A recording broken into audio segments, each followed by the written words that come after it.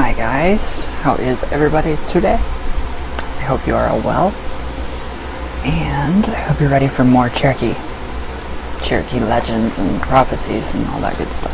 So, didn't get anything done last night, not a thing, with the PDF online form book, so it might happen tonight, it might not, so I don't know. So, alright, the prophecy of the Sequoyah? I hope I said that right. I don't know. If I screwed it up, tell me. Slap me. So, the Sequoyah was probably the greatest of all the Cherokee. He's the only man in history of mankind to invent a complete writing system of the Cherokee languages. A phonetic syllabary. Okay. Without being able to read or write any other language. No, wait. I need glasses. I really need glasses. Not only was Sequoyah a great man of letters, he was also instrumental in always advising the Cherokee on a path of wisdom and tolerance. Born in the late 1700s, he died in the summer of 1842 in Mexico. Oh, that's sad. His life spanning the most volatile years of the Cherokee American experience, his prophecies for another and better Cherokee nation is being fulfilled with the Mexican state of Coahuila, near the town of Zaragoza. I think I pronounced that right. So, wow. So he actually created a system of writing the Cherokee language. A complete writing system of the Cherokee languages. That is really, really cool. I think it is. So, walking with Sequoyah. I really wish I could pronounce these names. Just please tell me if I'm not. Sequoyah? Okay, so imagine, if you will, what it was like on that warm spring morning in 1842. I'd probably be burned at the stake, so I wouldn't probably be having that good of a morning. Would you guys? Alright, so it had rained the night before, and the air was heavy and moist. Oh, I hate that word, moist. The sky was clearing and showered the promise of a good day. The heaviness of the air weighed on Sequoyah in several ways. 1. He hadn't been able to get rid of the persistent cough. And 2, he was tired of the bickering over who would be principal power of the Cherokee, the old settlers, or the treaty party. It had been only through the efforts of Reverend Bushyhead, and Sequoyah that the Act of Union was never adopted. The one agreement was on the name of the new government, the Cherokee Nation. It would have been nice if it had been settled, if they had settled it, but it hadn't. There were still arguments on every level whenever 2 or more Cherokees got together. Sequoyah was tired of it and wanted a rest. I really like this guy so far. I do. So, Sequoyah, he decided to travel to Mexico, something he had intended to do for some time.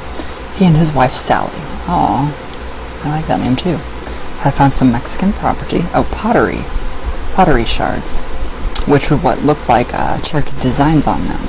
They were most curious where they had come from and how long had they been buried there. Maybe in Mexico he could find the source of the Cherokee knowledge.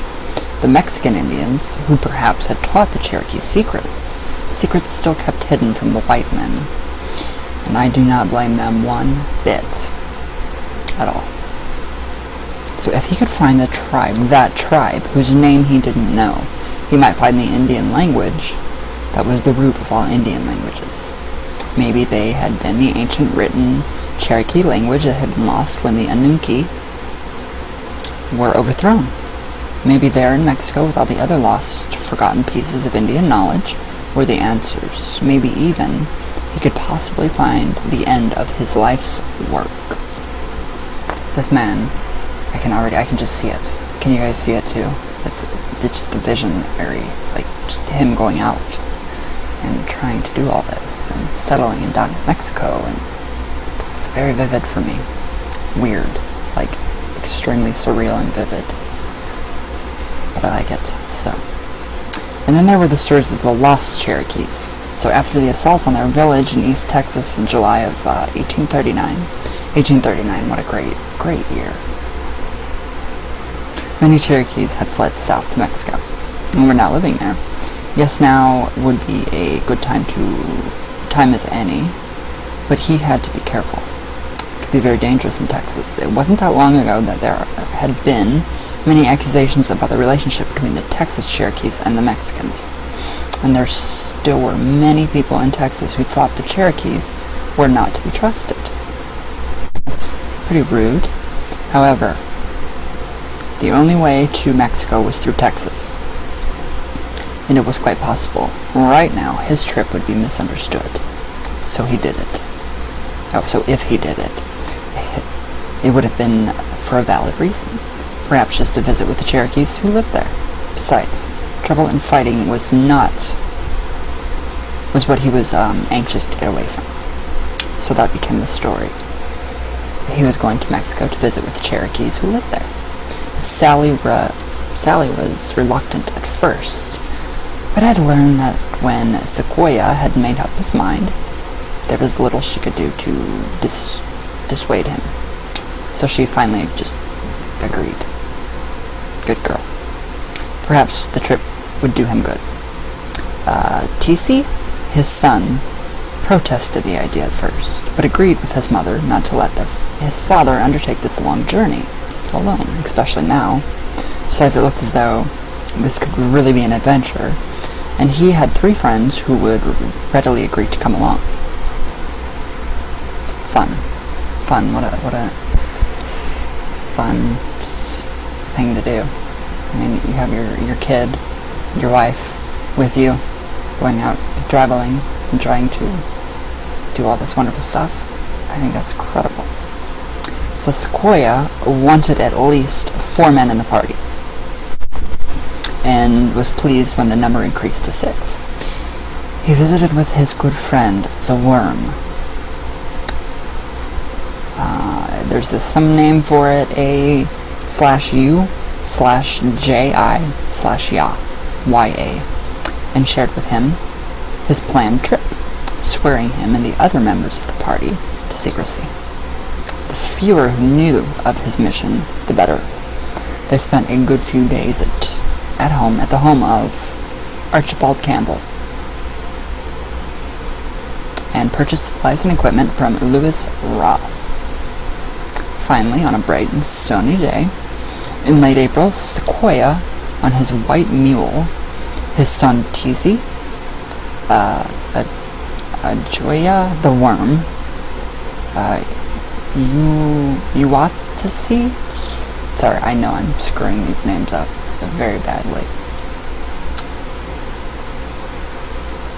Uwasoti?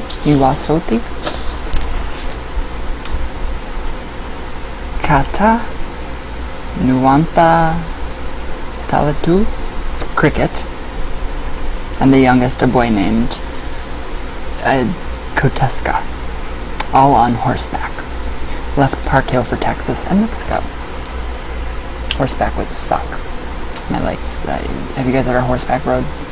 I did up in the Rocky Mountains in Denver, and oh my god, the horse behind me decided that it wanted to ram its nose like right up my horse's ass, and like literally here we are right here, and here is the drop off. So I thought I was surely gonna plummet to my death. It was terrible. So yeah, it was seriously terrible. But my horse was so sweet. He gave kisses. He did. It was cute. So, alright. They crossed the Arkansas River near Fort Gibson, passed near Edwards Settlement on Little River, and followed the road laid out by Lieutenant Leavenworth to clear Council Springs. Did I just whistle? The future site of Oklahoma City. I know a few people in Oklahoma. Hi, you guys. So the weather continued warm and pleasant for the time of year, but they knew it would soon become hot and dusty as they made their way across Texas, the place of the sun. For now, though, the wind continued soft and warm as they turned and headed south toward the Red River. They arrived 15 days later, sorry, not years, days. It's funny, we have the Yellow River here, which I think is actually named from the Indians, which is very cool. Not the Red River, but we have the Yellow River. So, Sequoyah noted that they were in good hunting country and camped just north of the Red River, where there was a good water supply. The journey was taking its toll on Sequoyah.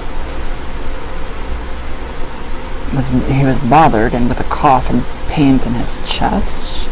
This would be a good place to rest. In the meantime, Sequoyah sent his worm and two others to visit among the Indian villages to the west to see if there were any Cherokees there. So for the next week, the worm and his two companions traveled among the Wichitas? Oh, the principal inhabitants, the Wichitas of, yeah. Where'd I go? I forgot where I went. They were also Wako, Kado, Akasi, and others who were living in the neighboring villages, but speaking different languages. They found no Cherokees, but did learn that there were some living along the Washita River. So, when they returned, they found Sequoyah very sick. Tessie had offered him honey and venison. Oh God, no, venison. But Sequoyah was unable to eat any of it, and asked if they could find him some bread instead. Sequoyah liked honey, and it would have been given him energy, but for some reason, its taste was gone. Ouija, the worm, did manage to find some wild plums, while Sequoyah enjoyed and said made him feel much better. Although sick, Sequoyah continued writing in his journal. The worm decided to travel back to Wichita Village, some 4 days distant, to see if he could purchase some corn. Then they would be able to make some bread for Sequoyah. In the meantime, the rest of the group slowly continued on. Wow. Imagine trying to take care of your family like that out there, like, in that time period. That would be terrible. That would be very terrible. It would be scary. I just have the most respect for these people.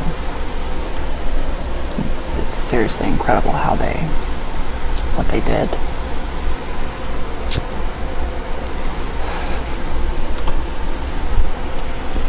So here's my offering for the Cherokees. So, where'd I go? Where did I go, you guys? Okay. After arriving at the Wichita Village a second time, the worm purchased 3 bushels of corn, packed it on their horses, and immediately started back. On the evening of the 3rd day, the worm's horse grew lame, but they were able to catch up with Sequoyah and the others near a clear, babbling brook. That'd be really nice to go right now to a brook, a nice babbling brook. I think so. There was a good water and hunting here, and Sequoyah was anxious for some hot bread. They quickly prepared a fire, and the food was made ready. After eating, Sequoyah said he felt much better. He asked for a pipe and some tobacco, then laid down. They rested there another day, and then hurried on to the next village, where they hoped to be able to buy some horses. Sequoyah didn't want to remain among the Wichitas, but rather wanted to return to the timbered country along their proposed route, where they could hunt. I like this story. I love this story. That's why I'm telling you guys and reading it to you guys. It's just awesome. It is seriously awesome. Awesome. And this is actually prophecy of Sequoyah. And you can go to www.cherokeediscovery.com/prophecy.html.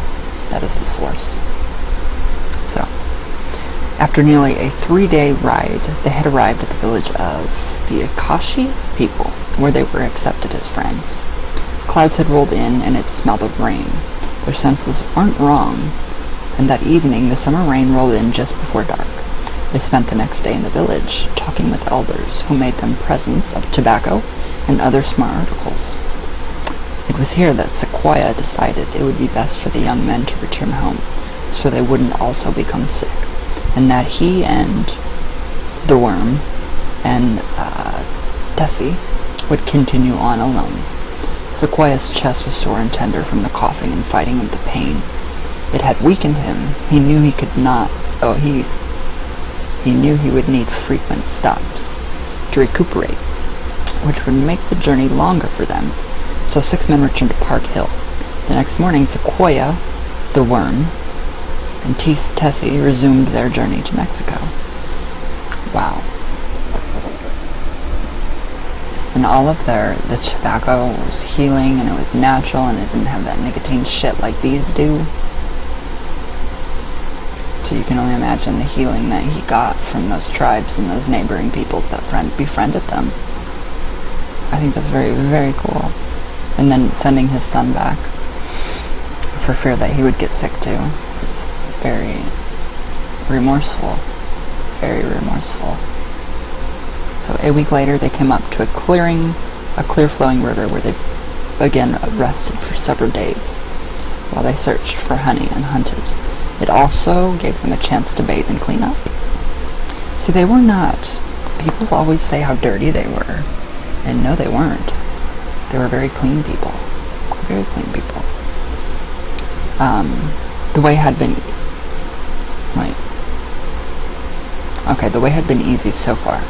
Relaxing almost, with only an occasional rain shower, which did little more than just get them wet. Often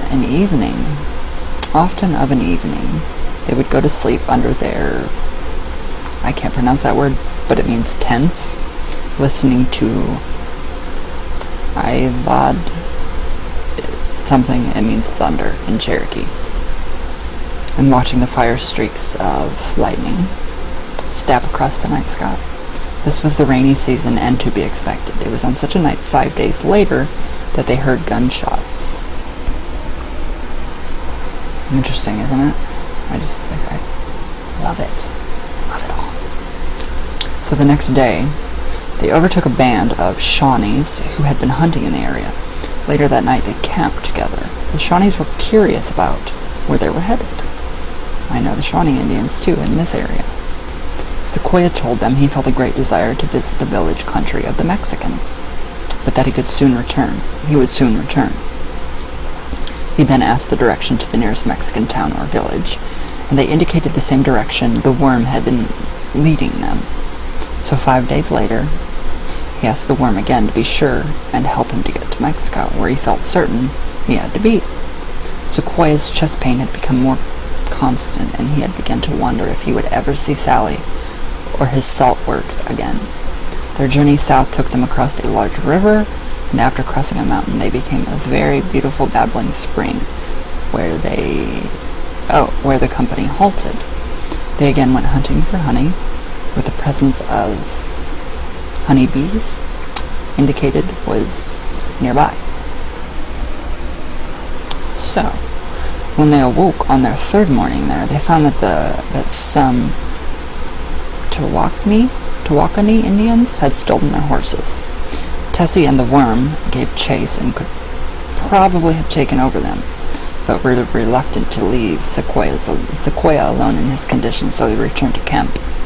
The next morning, Sequoyah asked them to take him to a safe hiding place, and then to proceed quickly and directly to the Mexican settlements, hopefully to obtain some horses. Wow, and the whole time he's worried about his family and the people with him. I like this story. So, after traveling several days on foot, Tessie and the worm came to a large river called Maluk, They couldn't find a crossing, so they camped that night, planning to build a raft the next day across the river and hurry to San Antonio. They soon arrived, and hearing only Spanish being spoken, entered the town and attempted to find some horses, but were met by 2 Mexican soldiers. The soldiers were friendly enough, but asked them to follow them to their commanding officer. The commander asked them what tribe they belonged to, and when the worm told him the Cherokee, the commander told them he didn't like Cherokee and asked for their passports. He did not know passports were even around in the 1800s. Actually, yes, I did. Aleister Crowley. The worm told them they had none and weren't aware they needed any. He also told the commander that Tawakani, I'm sorry if I screwed that up, guys. Seriously. If anybody is of that tribe, I'm very sorry. Tawakani Indians have stolen their horses, and all they wanted to do was borrow some horses. This is long. Sorry. So that they could continue their journey. So after a while, the commander became a little more friendly, telling him that it was true. Wild Indians had been prowling around stealing horses, and they needed to be careful. He then added that no extra horses for them. Finally, the commander gave them their papers, some tobacco, and a very good axe. And again, the warning to be on guard, as there were many hostile persons among the wild tribes, especially the Apaches. Crazy. You're crazy. I'm loving this. Whoa, my whole entire... everything just about came at me, you guys. Shit.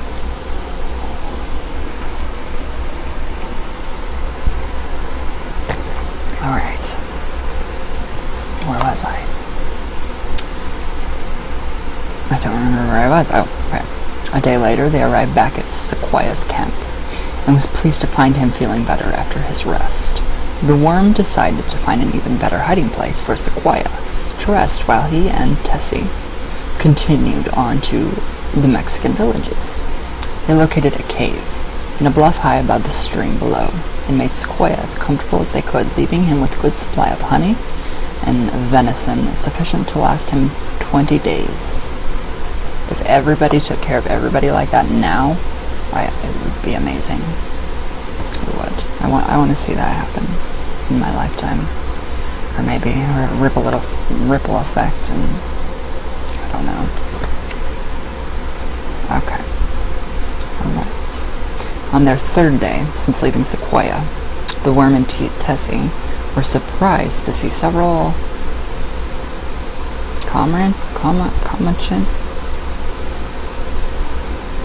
what the fuck is that word? Comanches, running quickly toward them, taking cover behind some bushes. The worm hailed them and asked them in Comanche if they were friends. They said they were, and immediately relaxed their lances and bows. Comanches told them that they had first thought them to be Texans because of the caps they were wearing, and would have fired on them if they had seen their feathers. They hadn't seen their feathers. They told the worm and Tessie of the shortest and the safest route to the Mexican villages, and agreed to go part of the distance with them. The worm, Tessie, and the Comanches traveled together for 3 days and then parted, each going their own way. 14 days later, they reached the Rio Grande, although that time they didn't know its name. They hailed a mounted Mexican on the opposite bank and were informed that there was a ferry lower down, and was said that they could cross there. After crossing, they were met by a company of Mexican soldiers who escorted them to the leader of the town, some 6 miles distance. It's so interesting. I love this. So, the worm and Tessie told them that Sequoyah was in their company and waiting for them just north of San Antonio. The Mexican Cherokees were excited to meet the great Sequoyah and gave the worm a horse from a man in San Fernando and food for their journey. The worm and Tessie quickly returned to where they had left Sequoyah and guided him to Mexico and the welcoming Cherokees. Aw, I love that.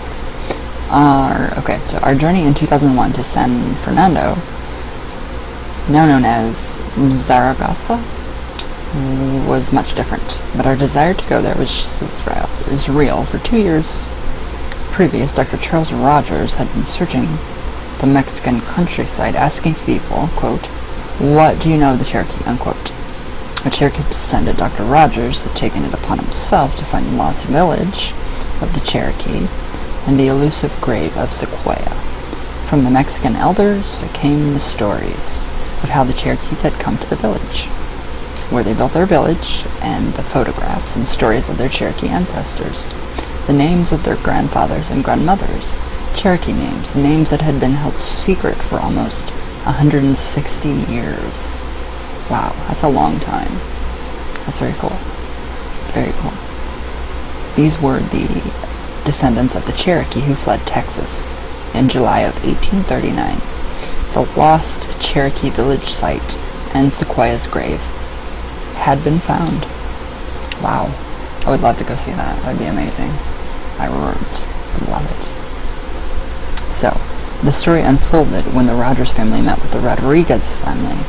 On the land, it turned out a cave is located. The Rodriguez family was skeptical. Since the early 1900s, many Cherokees had come to this spot, searching for the grave. The family has always turned them away, unsure of their motives, keeping the site secret. None had come with their families. None had come in traditional clothing, as the Mexican families knew good Cherokees would have done out of respect, and none came with what they felt was a good heart. So the secret gravesite was one that Gloria and her family and Epikimo, I don't know that word, and his family had separately kept for many years. Several generations before the families disputed over some land ended in the feud that resulted in years of silence between the two families. And one day Gloria and I don't know that word, Epikimo, went away to college, where they met, began to date and fell in love. When they discovered that their families had been silently warring with each other over the past 5 years, they eloped. Both families were initially outraged. Oh, that's so sweet. I love that. It's like Romeo and Juliet. Romeo and Juliet of the Cherokee. But they soon learned to accept the couple's love. They better. So, early in their marriage, Gloria and Epigmeno, I don't know, while sharing family secrets, discovered both families shared many of the same family stories. Stories about the Cherokee and Sequoyah. And so, when they met the Rogers family, they were naturally suspicious but curious. When they saw them emerge from their car, Gloria grasped them and whispered to Epigmeno, reminding him of the dream she had told him about just a few days earlier. A dream about a man who looked like Dr. Rogers. Then two families that sat down for breakfast together had begun talking. Gloria and Epig were taken with young Charles and grandmother Mary of Dr. Rogers' mother, and they were heartened to see that the Rogers family were wearing traditional Cherokee clothing.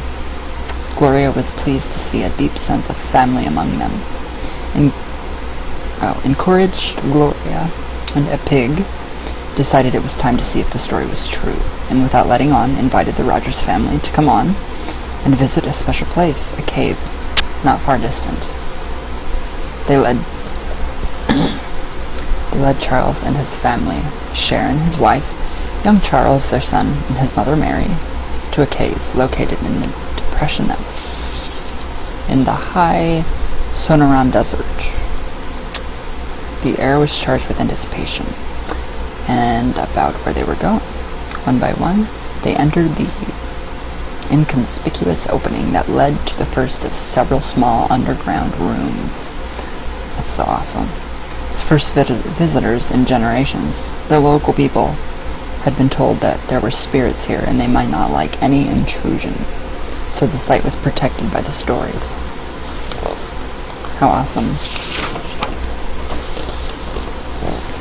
Seriously, how awesome.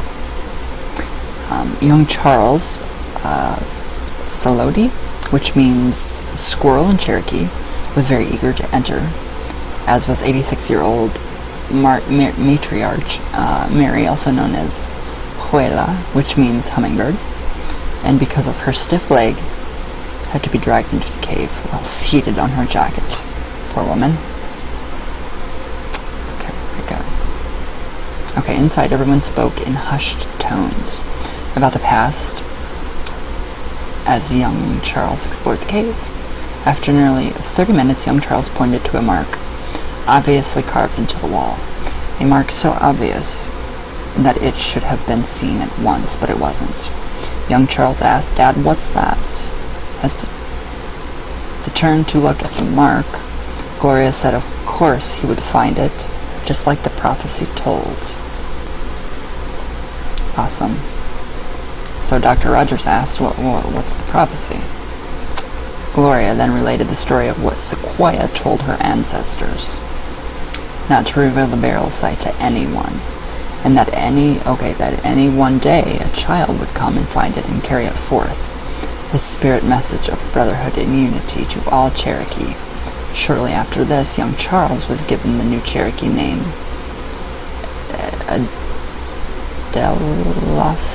Adeloski, which means prophet.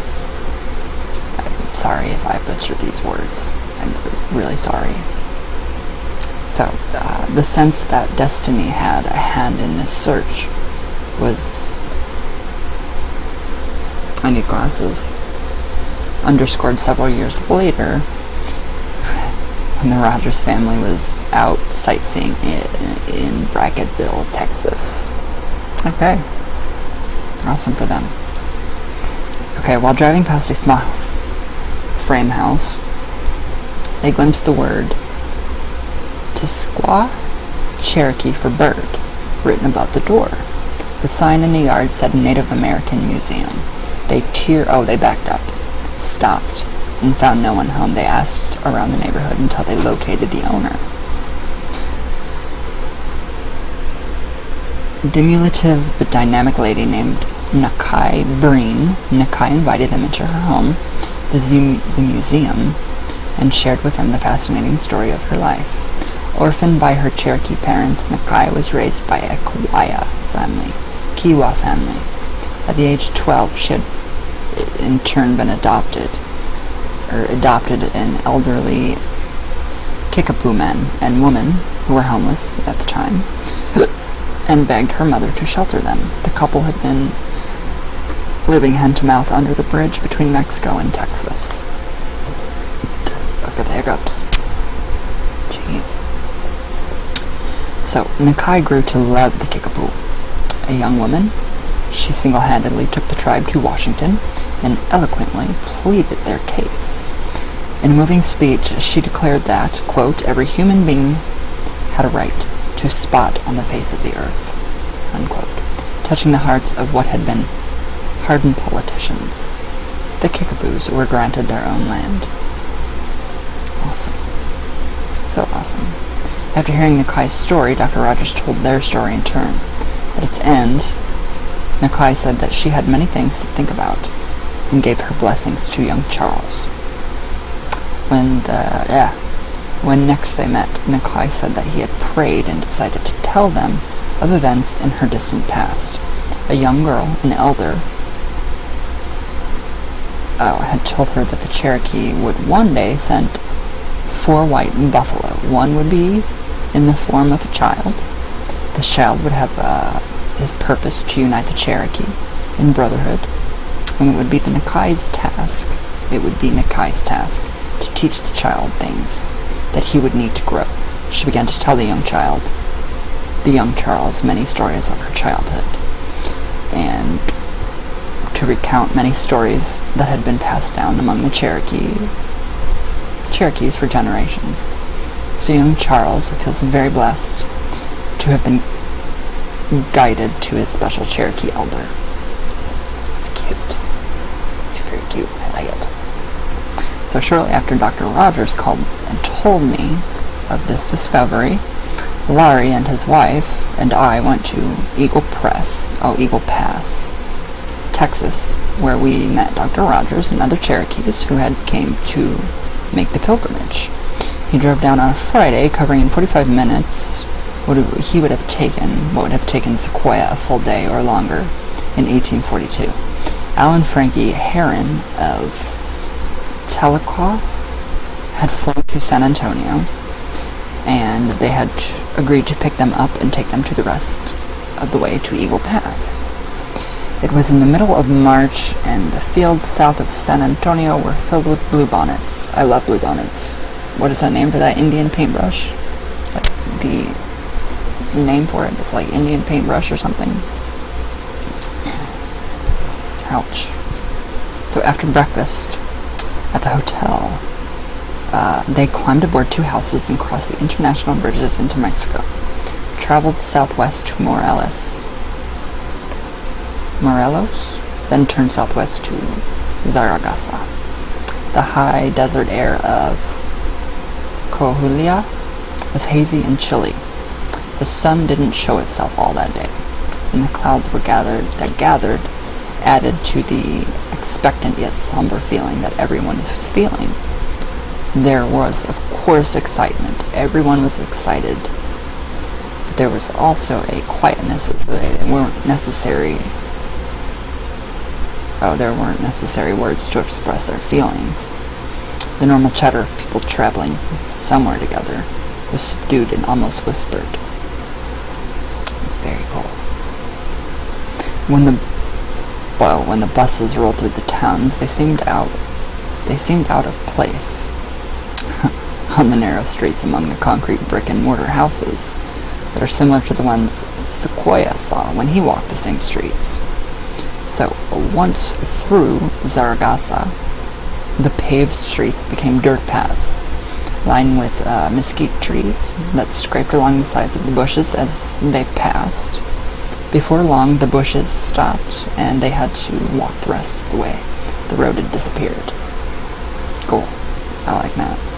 So they had crossed a sulfur-scented creek, and soon came to the rubble of what had been a hacienda.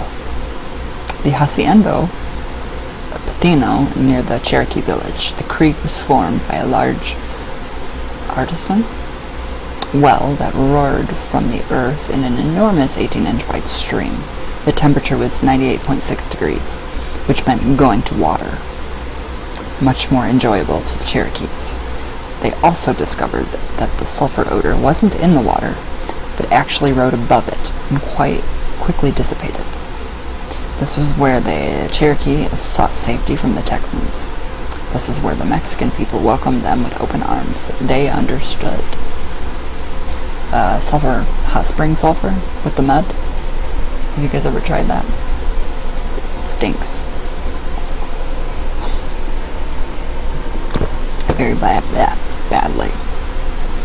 So, they all gathered and stood in the gray, chilly afternoon under a threatening, misty sky and listened to Gloria Rodriguez and her grandfather relate to us the stories about the Cherokee, and most importantly, where Sequoyah was buried.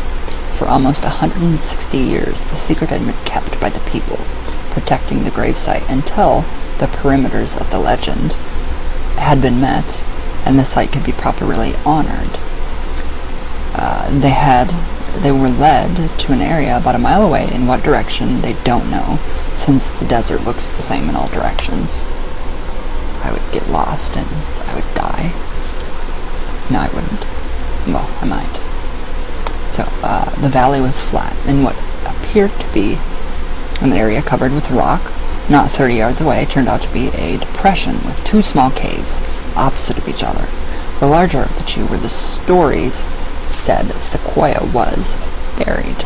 No one spoke as the people encircled the entrance to the cave. Dr. Rogers carefully waved a stick inside the entrance with a small piece of red cloth attached. Bleh. This was to arouse any snakes that might happen to be in the cave. So I didn't know that. Cool. Dr. Rogers asked this person to call out to the rattlesnakes, saying in Cherokee, "We are Cherokee and we have come to honor Sequoyah." Very cool. Very cool. Like, very excited about this story. Okay, so no snake emerged or made any sound. So 2 at a time, people crawled through the small entrance to the cave. When it was my turn, this person's turn, they crawled in and sat in the first chamber. In the dim light, this person says, I could see a mounded hump on the cave floor in the adjoining chamber.